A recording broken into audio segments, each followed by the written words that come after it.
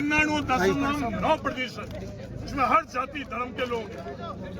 उसके अंदर सिर्फ जाट, मेघवाल, मुसलमान, जापत ही नहीं है, उसमें राजपूत भी है, ब्राह्मण भी है, सोनार भी है, दर्जी भी है, हर जाति के लोग हैं। क्या आज हम लोगों का फर्ज नहीं बनता है? जो ये सवाल उन्होंने प्रतापपुरी जी ने उठाया, उसको उस तर्क पर हम लोग सब खारिज करें। जो उन्होंने अव्यवस्था करी है, क्या हम किसी को भी स्वीकार्य है? जिस किसी को स्वीकार्य उन्होंने स्वीकार्य की, जो संविधान और भारत को मोहब्बत करता है, वो कोई भी इसको स्वीकार नहीं करेगा। तो ये सवाल है, वहाँ घटनाक्रम क्या हुआ?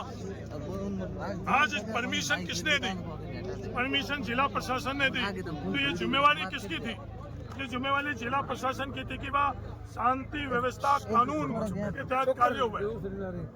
वो दो पक्ष, एक पक्ष तो ये कह रहा है कि वह पत्थरबाजी जानबूझकर करवाई गई, दूसरा पक्ष ये है कि वह अफवाह फैलाई। उस अफवाह के तहत अपने आप की सुरक्षा के लिए,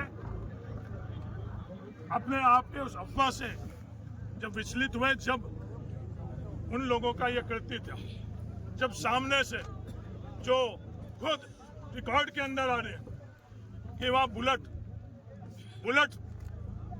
ये वहाँ लिखा हुआ है, जब बुलेट आएगी उससे पहले जो अफवाह होगी, तो ये सब जांच का विषय। ये जांच कौन करेगा?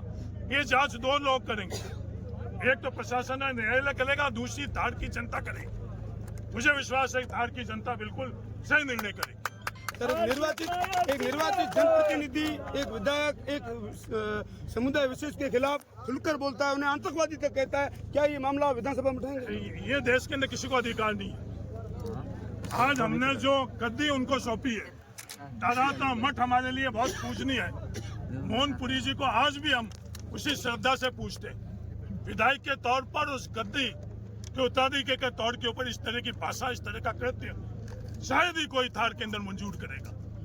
और जहाँ कहीं भी, चाहे मीडिया के माध्यम से हम लोग जहर उगलने के लिए, नफरत लाने के लिए नहीं आए। एक बार सब सामान्य चीज हुई, सामान्य वातावरण के बाद में मैं ये सवाल उनसे भी रखूंगा। पहले भी मैंने ये दो सवाल रखे हैं उनसे कि बाड़मेर, जैसलमेर और धार के अंदर तालाब के ऊपर अतिक्रमण हुआ है। मैंने नाम लेकर पोखरण विधायक प्रतापपुरी जी से कहा कि आओ अपन सब चलते हैं, जिस किसी तालाब के ऊपर अतिक्रमण है अपन आज्ञावान होकर उनको समझाइश करके वो अतिक्रमण हटाते हैं। आज तक उनकी जवाब नहीं मिला।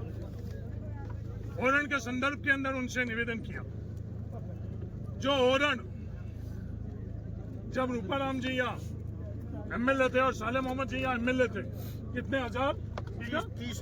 30,000 बीघा जैसलमेर के अंदर ओरण भूमि राजस्व रिकॉर्ड के अंदर दर्ज कराई गई, और चंद बीघा जमीन वो आज तक नहीं, सिर्फ कहने के लिए कर रहे हैं। उसके संदर्भ में आओ हम सब एक होकर उस ओरण के अंदर उस भूमि को दर्ज कराई।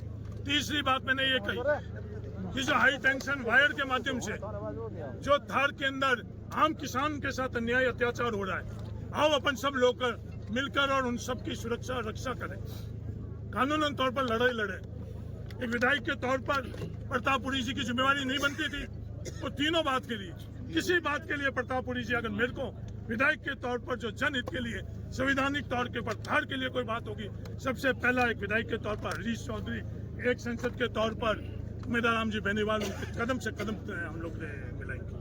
पूरे प्रकरण को लेकर स्वायत्त काम करने के लिए आप किससे क्या प्रश्न हम बच्चों को बुलाइए ताकि पूरे शांति और स्वीकार की तो बातें हो रही, आरोप और ये बंद हो। ये रामधुन से बड़ा इस देश के अंदर हमारे लिए सबसे बड़ा कौन? संविधान। संविधान के बाद में कौन सबसे बड़ा? राष्ट्रपिता। राष्ट्रपिता की रामधुन के माध्यम से हम संदेश देना चाह रहे हैं भाईचारे। आज इस स्कूल के अंदर भय का वातावरण होने के कारण उन बच्चों को आज स्कूल में नहीं जाना दिया जा रहा है। कौन रोक रहा? वो